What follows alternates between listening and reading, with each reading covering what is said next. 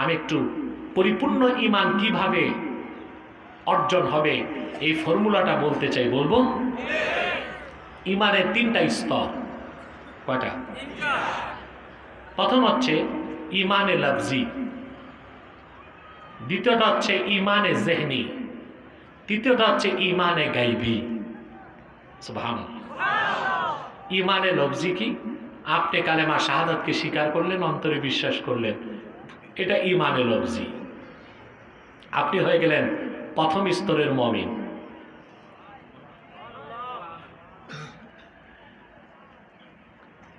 এই যে আপনি ঈমান আনলেন, আপনার অন্তরে যে ইয়াকিন, ঈমানের মূল তো ইয়াকিন। মূল কি? জোরে মাতো না ভাই। আমি জানি না তোমরা কেন রাগ করে বসে আছো। রাগ যায় নাই এখনো? কথা বলেন। যায় নাই? তোমরা আবার দাঁড়ায় আছো কেন? বোক্কা। পিছনে যারা বসো। কি বলবো? বোক্কা, বোক্কা, বোকা, বোকা।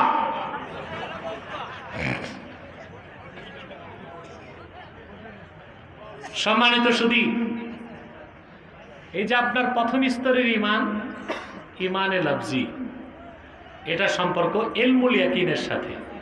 কিসের সাথে? কথা বলে না। ইলমুল ইয়াকিন। তারপর আপনি যখন আমল বাড়ায় দিবেন, তখন আপনার ইয়াকিন বেড়ে যাবে। ইয়াকিন হয়ে যাবে আপনার আইনুল ইয়াকিন। তখন আপনার ঈমানের স্তর উপরে উঠে যাবে, ওইটার নাম ঈমানে জেহনি। আর যখন আপনি আরো আমল করবেন, নেক আমল করতে করতে ঈমানের নূর চূড়ান্ত পর্যায়ে যাবে, আপনার ইয়াকিনটা হয়ে যাবে হাক্কুল ইয়াকিন।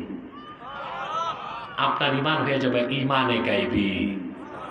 তখন আপনি হয়ে গেলেন পরিপূর্ণ মুমিন। সুবহানাল্লাহ। ঈমানের কোন একটা বিষয়ে আপনার সন্দেহ থাকবে?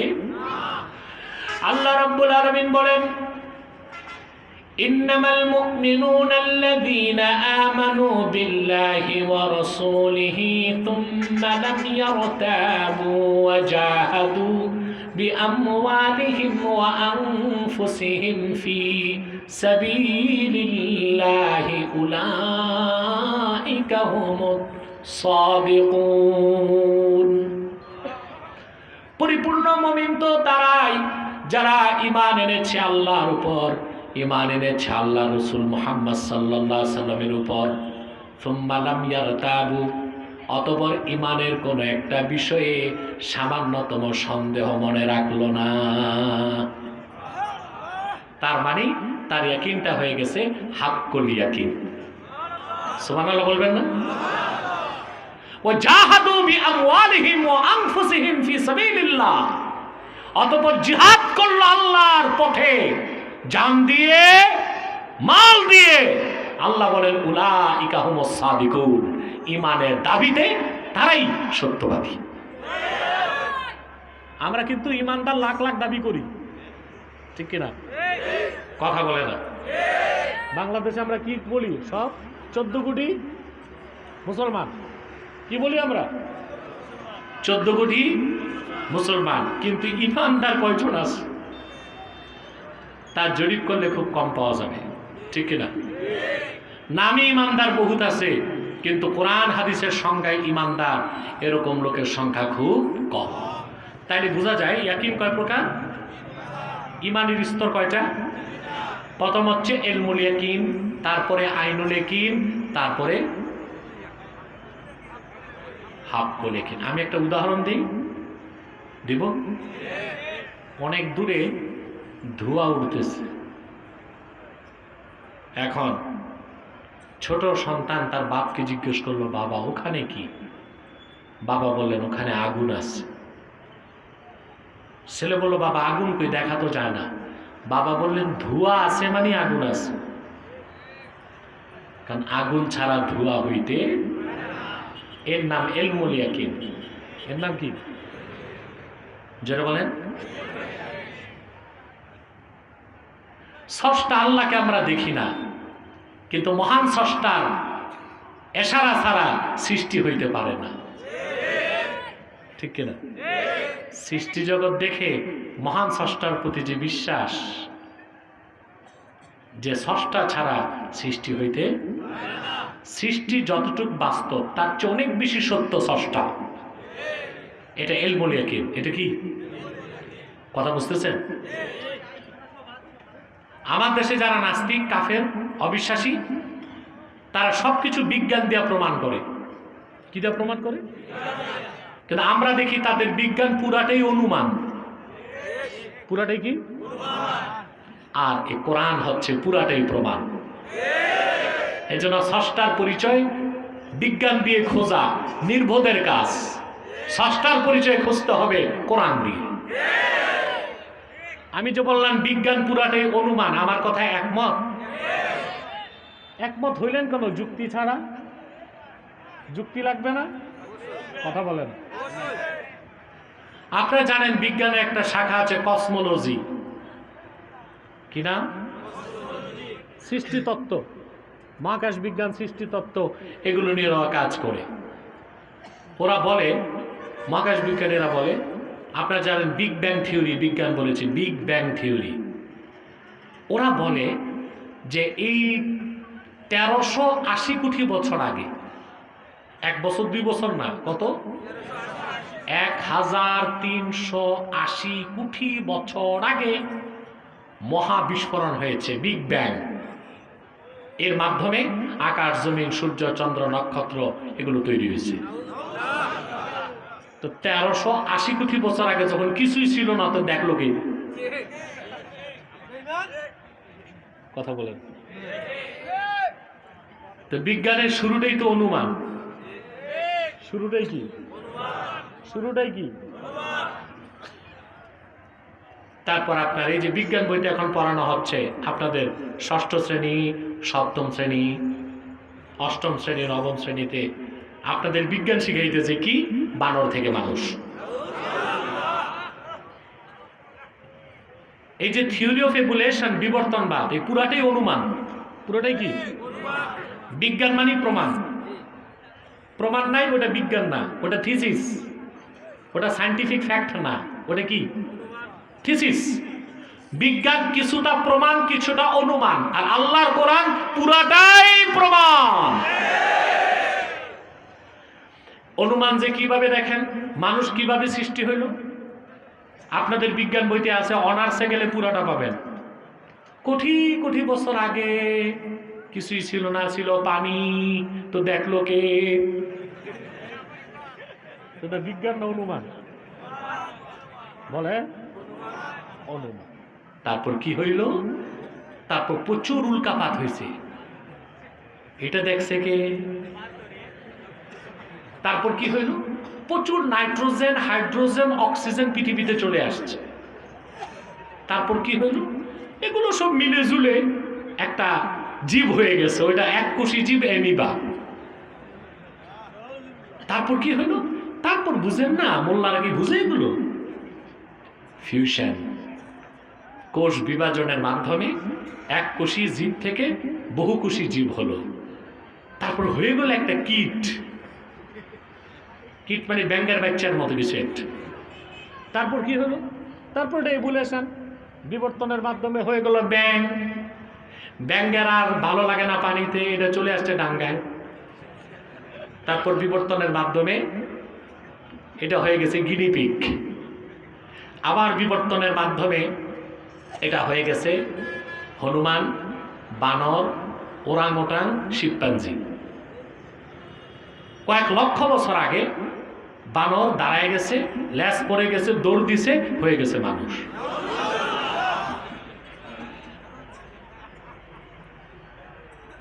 হাসলেন? আপনার স্কুলে পড়ানো হচ্ছে, অনার্স মাস্টার্স পর্যন্ত পড়ানো হচ্ছে।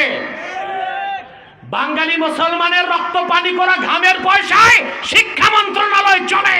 বিজ্ঞানের নামে নাস্তিকতাকে বরদাস্ত করা হবে না। কে বলেছে এটা বিজ্ঞান? দুনিয়ার 1200 বিজ্ঞানী একমত। The theory of evolution is not a scientific fact. It is nothing but hypothesis of Charles Darwin. বিবর্তনবাদ কোন বৈজ্ঞানিক মতবাদ নয়। সারা দুনিয়া বিবর্তনবাদকে ডাস্টবিনে নিক্ষেপ করেছে। জাফর ইকবালদের মতো ব্রাহ্মণের দালালরা নাস্তিকরাই বাংলাদেশে আমদানি করেছে।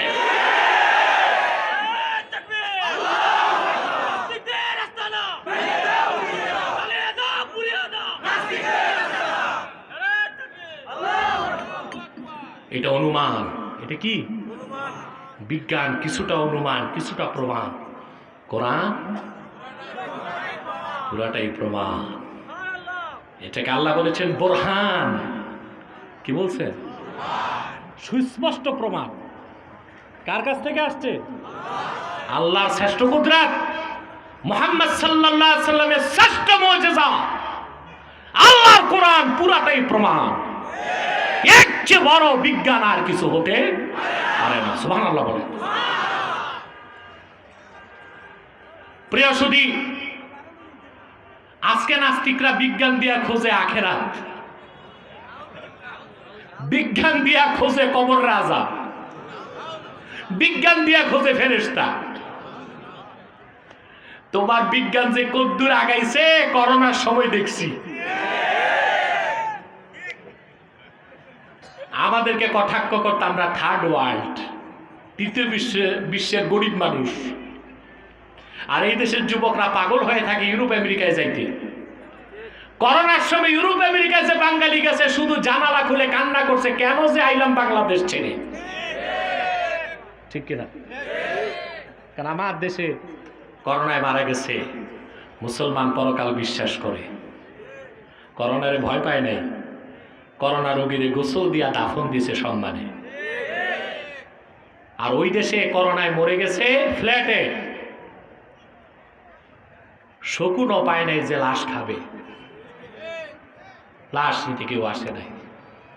এত বিজ্ঞানের উন্নত করে করছো নাকি? করোনাই তো ঠেকাইতে পারলা না। এত আধুনিক ট্রিটমেন্ট বিজ্ঞান দিয়া তোমরা লাখ লাখ মরে গেলা। আর গরিব বাঙালি যেখানে 17 কোটি 46 লক্ষ মানুষ, কয়জন মরছে? কথা বলে টোটাল 10,000 হবে? মনে তো হয় না। করোনায় বাংলাদেশে 10,000 মরে নাই।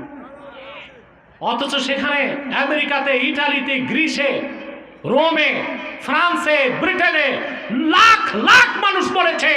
পার্শ্ববর্তী হিন্দুস্তানে কোটি কোটি হিন্দুর লাশ যমুনা নদীতে ভেসেছে। ওই আমার বাংলাদেশে তো মরে নাই। কিছু মরছে 80 আপ, 80 পার হয়েছে। এগুলো এমনি কাশিতে মরে গেছে, করোনায় মরে গেছে। তোমার বিজ্ঞান এখনো নাবালেগ। ইমানদারের কাছে বিজ্ঞান এখনো কিছুই না। বিজ্ঞান কিছুটা প্রমাণ, বাকিটা অনুমান। আল্লাহর কোরআন পুরাটাই প্রমাণ। তো দূরে ধোঁয়া, সন্তান জিজ্ঞেস করলো এটা কি? বাবা বলল আগুন। ছেলে বলল আগুন তো দেখি না। বাবা বলল ধোঁয়া আছে মানে আগুন আছে। আগুন ছাড়া ধোঁয়া থাকতে? এই ইয়াকিনের নাম ইলমুল ইয়াকিন। ছেলে জিদ ধরছে, বাবা আমি চোখে আগুন দেখব। বাবা হাত ধরে নিয়ে গেছে। আগুন দেখার পর সে দেখছে আগুনের লেলিহান শিখা। এখন হয়ে গেছে আইনুল ইয়াকিন। চোখে দেখে বিশ্বাস, চোখে দেখে। এখন ছেলে তো বাচ্চা, আগুন তো বুঝে না এটা কি। হাত একটা দিছে, জ্বলে গেছে। এখন পাইছি কি? আগুনের স্বাদ। এটা হচ্ছে হাক্কুল ইয়াকিন। একজন মানুষ যখন কালেমা পড়ে, অন্তরে বিশ্বাস করে নেয়, তার ইয়াকিনের নাম হচ্ছে ইলমুল ইয়াকিন। আর তার ইমানের নাম হচ্ছে ইমানে লফজি। নেক আমলের মাধ্যমে আর কোরআন হাদিসের ইলমের মাধ্যমে তার ইয়াকিন যখন বেড়ে আইনুল ইয়াকিন হয়ে যায়, তখন তার ইমানটা হয়ে যায় ইমানে জেহনি। যখন সে কোরআন হাদিসের ইলম আরো শিখে, আরো বেশি আমল করে, তখন তার ইয়াকিন হয়ে যায় হাক্কুল ইয়াকিন। তার ইমান হয়ে যায় ইমানে গায়বী। তখন আল্লাহ পাক আলামে মালাকুত থেকে নূরের টুকরা বান্দার অন্তরে ঢেলে দেন। তখন সেই বান্দার কাছে তার জান থেকে ইমানটা বেশি প্রিয় হয়ে যায়। রাসূল করিম সাল্লাল্লাহু আলাইহি সাল্লামের প্রত্যেক সাহাবীর ঈমান ছিল হাক্কুল ইয়াকিন। এই জন্য ওনারা জীবন দিতেন, ঈমান দিতেন না। রাসূল করিম সাল্লাল্লাহু আলাইহি সাল্লামের যে সাহাবীগণ মক্কা মুকাররমায় সবচেয়ে বেশি কষ্ট করছেন, তাদের একজন ছিলেন হযরতে আম্মার। কি নাম? মা তো? ওনার মায়ের নাম ছিল সুমাইয়া, ওনার পিতার নাম ছিল ইয়াসের। একই পরিবারের তিনজন। হযরত আম্মারকে আবু জেহেল প্রতিদিন মারত। প্রতিদিন যত মারে হযরত আম্মারের ঈমান তত বাড়ে। বিরক্ত হয়ে একদিন আবু জেহেল হযরত আম্মারের শরীরে আগুন ধরাই দিয়েছিল। জীবন্ত একটা মানুষ শরীরে আগুন নিয়ে মরুভূমির মধ্যে ছটফট করছেন। আবু জেহেলের ভয়তে কেউ তার কাছে যায় না আগুন নিভাতে। খবর চলে গেল আমার রাহমাতুল লিল আলামিন নূর নবী সাল্লাল্লাহু আলাইহি সাল্লামের কাছে। আল্লাহর হাবিব দৌড়িয়ে আসলেন। এসে আল্লাহর হাবিব হাতে কোনো পানি নিলেন না, কোনো বালি নিলেন না, শুধু আম্মারের সামনে দাঁড়ায় আগুনকে ধমক দিলেন, ইয়া নারু কুনি বারদাও ওয়া সালামান আলা আম্মারিন কামা কুনতে আলা ইব্রাহিম।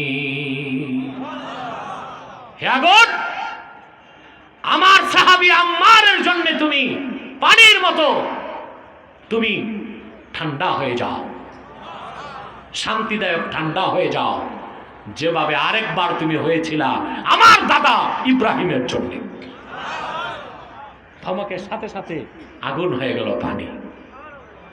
কিন্তু চিন্তা করেন, সাহাবা একরামের কে আগুনে জ্বালানো হয়েছে, হত্যা করা হয়েছে, তারা জীবন দিয়েছেন, ঈমান দেন নাই, কারণ তারা ঈমানের তৃতীয় স্তরে ছিলেন। সুবহানাল্লাহ বলেন। আমরা ওই রকম পরিপূর্ণ ঈমান চাই। রাজি আছেন? ওই পূর্ণাঙ্গ ঈমানের জন্য আমাদের দরকার নেক আমল। সেই নেক আমলের মধ্যে প্রথম আমলটাই আল্লাহ বললেন সালাত। কি পড়তে হবে? আল্লাযীনা হুম ফি সালাতিহিম খাশিউন, আই মুতাওয়াদিউন, যারা নামাজ আদায় করে বিনয়ের সাথে। সুবহানাল্লাহ বলেন।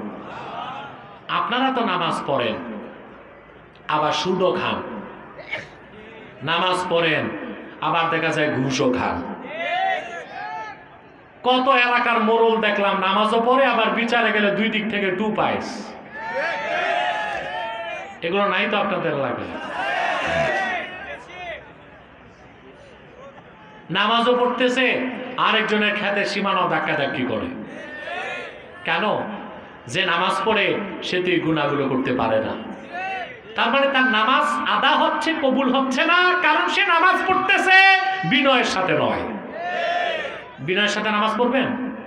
কথা বলেন। বিনয়ের সাথে কিভাবে নামাজ পড়বেন?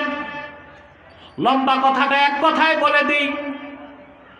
ইমানদার আপনি যখনই ওযু করে মসজিদে ঢুকবেন, আল্লাহু আকবার বলে আপনি যখন হাত বাঁধবেন নামাজে, আপনার দেহের কিবলা হয়ে যাবে কাবা, আর আপনার দিলের কিবলা হয়ে যাবে আমার আল্লাহ তাআলা। ওই নামাজে আপনি স্বাদ পাবেন, মজা পাবেন। ওই নামাজ বিনয়ের নামাজ, ওই নামাজ খুশু খুশুর নামাজ। ওই সালাত আপনি যত আদায় করবেন আপনার ঈমানের নূর তত বাড়তে থাকবে, আপনি ইতমিনানে কলব পাবেন। এই যে আমাদের দেশে ব্লগার কারা হয়, কথা বলেন। প্রথমে তো নাস্তিক হয় না, প্রথমে হয় সংশয়বাদী। কি হয়? সংশয়বাদী। প্রথমে হয় সংশয়বাদী, তারপরে হয় অবিশ্বাসী, তারপরে হয় নাস্তিক। প্রথমে কি হয়? মানে বিভিন্ন বিষয়ে সন্দেহ। সন্দেহ তো আসতেই পারে, সেই সন্দেহ দূর করবে কোরআন। আর যদি কোরআনের এলেম পুরা নাও পান, নেক আমলের সীমানায় থাকলে সন্দেহ দূর হয়ে যাবে, ঈমান তাজা হয়ে যাবে। এটাকে বলে স্যাটিসফ্যাকশন অফ মাইন্ড, ইতমিনানে কলব। সুবহানাল্লাহ বলবেন। হযরত ইব্রাহিম আলাইহিস সালাম, সুবহানাল্লাহ। স্টেজে কথা বলো কেন তোমরা? হযরত ইব্রাহিম আলাইহিস সালাম একদিন আল্লাহ তাআলাকে বলেন, আল্লাহ তুমি মৃতকে কিভাবে জিন্দা করবা? কে? সাধারণ কারো প্রশ্ন না। কার প্রশ্ন? মুসলিম জাতির জনক হযরত ইব্রাহিমের। আল্লাহ পাক কোরআন কারীমে বলেছেন, وَإِذْ قَالَ إِبْرَاهِيمُ رَبِّ أَرِنِي كَيْفَ تُحْيِي الْمَوْتَى قَالَ أَوَلَمْ تُؤْمِنْ قَالَ بَلَى وَلَكِنْ لِيَطْمَئِنَّ قَلْبِي। কষ্ট হচ্ছে আপনাদের? আর 2-4-10 মিনিট কষ্ট কেন? তো কে কে ঘুমান? হাত উঠান। মাশাআল্লাহ, হুশ জ্ঞান ঠিক আছে। আল্লাহ পাক তার হাবিবকে বলেন, মুহাম্মদ সাল্লাল্লাহু আলাইহি ওয়াসাল্লাম স্মরণ করুন আপনি ইব্রাহিমের কথা। ইব্রাহিম যখন তার রবকে বললেন, হে আমার রব, কেমন করে তুমি মৃতকে জিন্দা করবে? আল্লাহ পাক তাৎক্ষণিক প্রশ্ন করলেন, আওয়ালাম তুমিন, ইব্রাহিম আমি যে মৃতকে জিন্দা করব তা কি তুমি বিশ্বাস করো না? হযরত ইব্রাহিম বলেন, বালা ওয়ালাকিন লিয়াতমাইন্না কলবি, বিশ্বাস তো করি, তবে তুমি যদি চোখে দেখায় দিতা মৃতকে কেমনে জিন্দা করো, আমি স্যাটিসফ্যাকশন অফ মাইন্ড, ইতমিনানে কলব পেয়ে যেতাম। এটাই ইয়াকিন। এটা কি?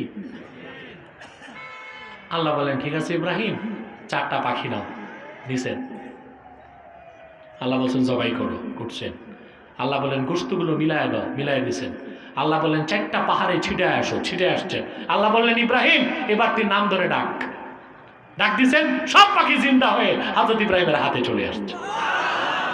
সুবহানাল্লাহ। চোখে দেখছেন কিভাবে আল্লাহ মৃতকে জিন্দা করতে পারেন। এটা হচ্ছে ইতমিনানে কলব, অর্থাৎ ইয়াকিন বৃদ্ধির জন্য। ইয়াকিন। অবাক হবেন মুসলমান, হযরত ইব্রাহিম আল্লাহর কাছে যা চেয়ে নিলেন, আল্লাহ তার হাবিব মুহাম্মদ সাল্লাল্লাহু আলাইহি সাল্লামের খাতিরে উম্মতে মুহাম্মাদিকে না চাইতেই তা দিয়ে দিলেন। সেটা কি? আল্লাহ পাক বলেন, আলা বিযিকরিল্লাহি তাতমাইন্নুল কুলুব। সাবধান, জেনে রেখো, আল্লাহর জিকির মুমিনের অন্তরকে প্রশান্ত করে দেয়। এই জিকির সকাল সন্ধ্যার জিকির নাই, জিকির হচ্ছে আল্লাহর কোরআন। অর্থাৎ মানুষ যত বেশি কোরআন পড়বে তার অন্তর থেকে শিরক, কুফর, সন্দেহ দূর হবে, ঈমান বাড়বে, ইয়াকিন বাড়বে। আর যত বেশি ইবাদতে থাকবে তার ইয়াকিন বাড়তে থাকবে। তাহলে আজকের সবক এটাই, আমরা পরিপূর্ণ ঈমানদার হব আর কমসে কম 5 ওয়াক্ত নামাজ পড়ব। রাজি আছেন? কে কে 5 ওয়াক্ত নামাজ পড়বেন? হাত তুলে দেখান। দেখানোর নামাজ পড়বেন না বিনয়ের সাথে? জোরে বলেন। হাত নামান। আমি ছোট্ট একটা ঘটনা বলি। নোয়াখালীতে এশার নামাজের পর 2 দল মুসল্লি মারামারি লাগছে। বুঝলেন? কোথায়? এক দল বলতেছে ইমাম সাহেব 3 রাকাত নামাজ হচ্ছে, আর এক দল বলে না ইমাম সাহেব 4 রাকাতই হচ্ছে। নোয়াখালীর ভাষা। তা ইমাম সাহেব চুপচাপ বসে দোয়া ইউনুস করতেছে, কারণ তার চাকরি নিয়ে টানাটানি। তো মুদি দোকানদার একজন দাঁড়ায় গেছে, কসম করে বলে খোদার কসম নামাজ 3 রাকাত হয়েছে। পুরা মসজিদ ঠান্ডা। বলে তুমি কসম করে কেমন করে বললা নামাজ 3 রাকাত হয়েছে? বলে আমার আজকে হিসাব মিলে নাই। বলে হিসাব মিলে নাই মানে? বলে আপনারা তো দেখেন মসজিদের সামনে আমার দোকান, সারাদিন দোকানদারি করি, আর সারা আজান দিলে দোকান বন্ধ করে উজু করে মসজিদে আসি। একদিকে ইমাম সাহেব নামাজ পড়ে আর আমি হিসাব মিলাই কি কিনলাম কি বেচলাম। তো ওনার নামাজও কমপ্লিট হয়, আমার হিসাবও কমপ্লিট হয়। আজকে আমার হিসাব মিলে নেই, তার মানে নামাজ 1 রাকাত কম হয়েছে। এরকম নামাজ যদি 50 বছর পড়েন, নামাজ আদা হবে, কবুল হবে? আর নামাজ যদি কবুল না হয়, আপনি কি খাঁটি নামাজি হবেন? তখন নামাজও পড়বেন, সুদও খাবেন, নামাজও পড়বেন, ঘুষও খাবেন, নামাজও পড়বেন, পাল্লায় ওজনে কবর দিবেন। তাহলে নামাজ হতে হবে বিনয়ের সাথে। দোকানদারের নামাজ পড়লে হবে না, মুমিনের নামাজ পড়তে হবে, আর মুমিনের নামাজে বিনয় থাকতে হবে। আমরা আজকে কোরআন কারীম সূরা মুমিনুন থেকে যা শুনলাম তা আমল করবো তো ইনশাআল্লাহ। আমরা ওয়াদা করে নিই, হাত উঠান। ইয়া আল্লাহ, আমি ওয়াদা করছি আজ থেকে 5 ওয়াক্ত নামাজ জামাতের সাথে পড়ব। যদি শয়তানের ওয়াসওয়াসায় নামাজ ছুটে যায়, তাৎক্ষণিক তওবা করে কাজা হিসেবে আদায় করব।